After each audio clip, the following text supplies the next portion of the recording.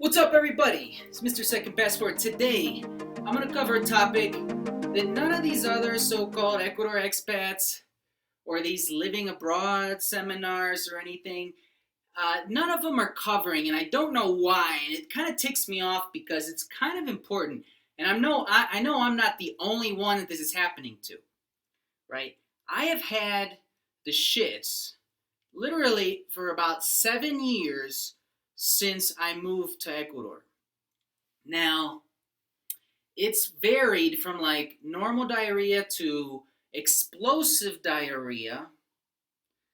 Like if I miss the toilet, it'll look like I blew someone's head off right there on the wall, kind of explosive diarrhea. Picture two adult men holding a fire hose down directly at a toilet and turning it on, and that's about the thrust that this Ecuadorian food comes out of my system on almost a daily basis. But my dog Charky, it's amazing. She processes this Ecuador food like you wouldn't imagine. It just goes in, something happens in here that I got to figure out what, and it comes out every time beautifully like a soft chocolate soft serve machine, soft yet solid. I don't know how she does it, but she knows I'm jealous. She just looks at me like she is now, and she's like, "Yeah, what up? What up now?" It's so bad, I'm even banned from certain toilets in my own house. Like my wife's like, "Do not go in there. I got a guest coming, and I do not want to be embarrassed." I know the vegans are saying, "Oh, this won't happen to me. I'm vegan." You know, I hate it when vegans throw it in your face. It reminds me when I had a restaurant. I'm vegan. Look, man, we all know behind closed doors you're pounding the hot dogs just like the rest of us, okay? So don't give me that. And besides, I've lived in the countryside of Ecuador long enough to see these guys spraying this DDT stuff. That's been illegal in the States for a long time now, but they still sell it abroad to countries like Ecuador. And they be spraying those crops and just laughing. After so many years of this, I never realized that I had a problem until my brother came down to visit for about 3 months one time from where we're from, Cleveland, Ohio, and he immediately caught the shits and had it for 3.5 months. That's right, he had it for 2 weeks after he already left Ecuador. It followed him. And then finally, eating that processed food in the States finally solidified him up a bit. And it's fine until you go on a hike. I took him on a 6-hour hike around the Quicocha Lake near Cotacachi once, and never fails. About halfway through, it hit him, and he went through what I call the 3 stages of diarrhea. The first one is hope. First stage, you start praying, "Oh, please, Lord," and when that doesn't work, you move on to the second stage, which is pure rage. And he did, man. He was swearing. He was pissed. "Freaking Ecuador food. Why can't they make any normal Ecuador food here?" Totally understand where he was coming from. Right? And then the last stage is acceptance. Okay, where am I going to release this problem? And now you're looking for a release point strategically. You know what? At least what he said, I'm going to drop it right in the middle of the trail. It's a big middle finger for Ecuador food there, yeah. Now, the worst part of diarrhea is not even the initial explosion, right?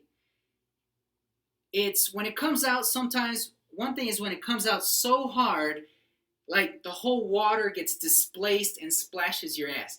That sucks, let me tell you. Another thing, it happens to a lot of us probably living here in Ecuador, but nobody mentions it, but it's happened to me a lot. Hershey squirts, right? You think you're just gonna toot and something doesn't feel right and liquid comes out. It's like liquid nitrogen down here, and if you leave it on there for longer than a few minutes on your skin, it'll like eat away at your skin. That sucks when that happens. And then you go in these skank bathrooms like I'll show you right now.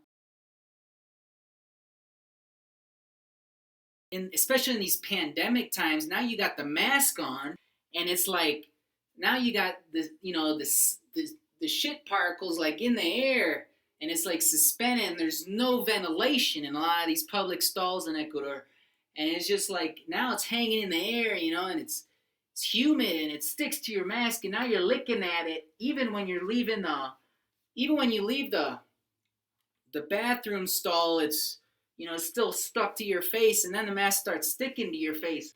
But that's not even one of the worst things is when you're in one of these skank bathroom stalls and the floor is just stained with urine.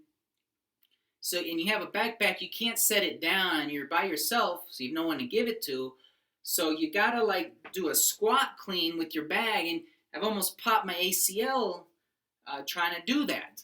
And then sometimes you run in with so much urgency that you forget that there's not ever toilet paper in a public bathroom in Ecuador, especially the gas station bathrooms.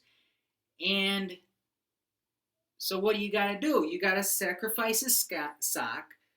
You soil it. You throw it on top of the bin that's always overflowing with dirty toilet paper sitting right in front of you, and then you just see your soiled sock sitting on top, and you think, "Wow, the next guy that comes in here."